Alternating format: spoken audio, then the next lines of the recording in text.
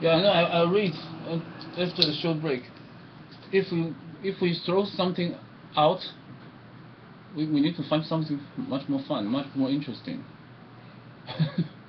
Maybe, or else what our energy to put on.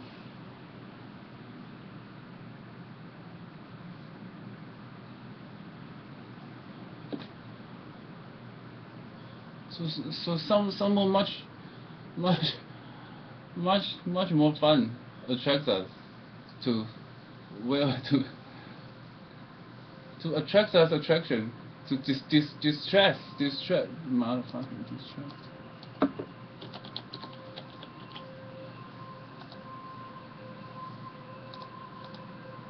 distracts our focus, not to think about those things harmful for here, for also in there, black and white, so obvious. So we must do something something much more funny to distract our conscience, to attract us to another direction.